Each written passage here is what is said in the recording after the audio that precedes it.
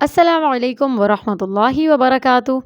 اعوذ باللہ من الشیطان الرجیم، بسم اللہ الرحمن الرحیم۔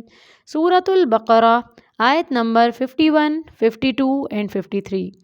وَإِذْ، اور جب، وَاعَدْنَا، وعدہ کیا ہم نے، موسیٰ سے، 40 40 لیلۃً راتوں کا، ثم پھر، اتخذتم بنا لیا تم نے، العجل بچھڑے کو معبود، من بعدہ بعد اس کے، وانتم اور تم، ظالمون ظالم تھے، ثم پھر، عفونا درگزر کیا ہم نے، عنکم تم سے، من بعد بعد، ذالک اس کے، لعلکم تاکہ تم، تشکرون تم شکر ادا کرو۔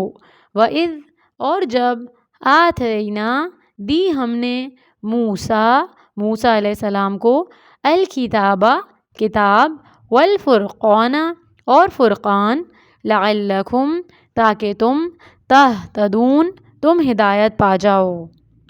اب بنی اسرائیل فرعون کے ظلم سے بچ کر سمندر پار کرنے کے بعد دوسرے کنارے پر آباد ہو گئے۔ اللہ سبحانہ و تعالیٰ نے بنی اسرائیل کی ہدایت کے لیے موسیٰ علیہ السلام کو چنا تھا۔ اب اللہ تعالیٰ نے موسیٰ علیہ السلام کو 40 راتوں کے لیے کوہ طور پر بلایا تاکہ انہیں تورات کی تعلیم دے سکیں۔ اور موسیٰ علیہ السلام کے ایک بھائی تھے جن کا نام حضرت ہارون تھا۔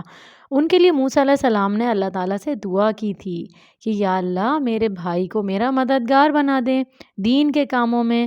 تو اللہ تعالیٰ نے ان کی دعا قبول کر لی تھی اور حضرت ہارون کو نبوت بھی دے دی تھی۔ جب موسیٰ علیہ السلام کوہ طور پر گئے تو وہ اپنے پیچھے حضرت ہارون علیہ السلام کو خلیفہ بنا گئے تاکہ بنی اسرائیل ان کے کہنے پر چلیں۔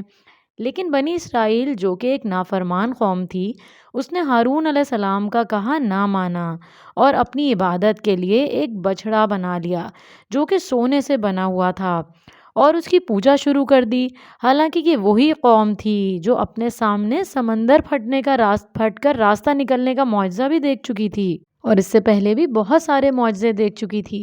لیکن جب موسیٰ علیہ السلام 40 راتوں کے بعد کوہ طور سے تورات کے ساتھ واپس آئے تو انہوں نے یہ سب دیکھ کر اپنا سر پکڑ لیا کہ قوم تو ایک بت بنا کر اس نے پوجا شروع کر دی ہے۔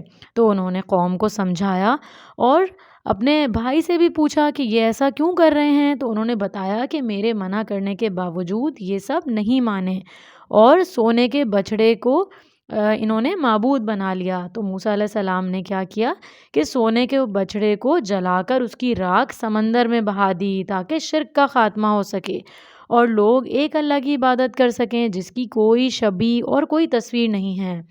اور جس جادوگر سامری نے یہ بچھڑے کا مجسمہ بنایا تھا اس کو اللہ کے حکم سے سزا دی کہ وہ مرتے دم تک یہی کہتا رہے گا لا مساس لا مساس، مجھے نہ چھونا۔ اور بنی اسرائیل کو کہا کہ وہ اللہ سے اپنے کیے کی معافی مانگیں۔ جب انہوں نے اللہ سبحانہ و تعالیٰ سے معافی مانگی تو اللہ نے انہیں معاف کر دیا تاکہ وہ شکر ادا کریں، اور ان کے لیے موسیٰ علیہ السلام کو تورات دی جس میں ان کے لیے ہدایت تھی اور حق اور باطل یعنی صحیح اور غلط کی تمیز تھی۔ کیوں؟ تاکہ وہ ہدایت پا جائیں۔ اور فرقان کہا گیا ہے یہاں پر تورات کو، تو فرقان سے مراد یہاں معجزات بھی ہیں، یعنی موسیٰ علیہ السلام کو اللہ تعالیٰ نے بہت سے معجزے دیے تھے تورات کے ساتھ۔ ہمارے لیے بھی اللہ تعالیٰ نے پچھلی ساری کتابوں کا نچوڑ قرآن مجید میں جمع کر دیا ہے، تو ہمیں ہدایت کس سے حاصل کرنی ہے؟ جی، قرآن مجید سے۔ قرآن کو سمجھ کر پڑھنا ہے اور اس کے مطابق عمل کرنا ہے۔ اللہ سبحانہ و تعالیٰ ہم سب کی اس پر خاص مدد فرمائیں۔ تو ملتے ہیں اگلے لیسن میں، تب تک اپنا بہت خیال رکھیے گا۔ السلام علیکم ورحمۃ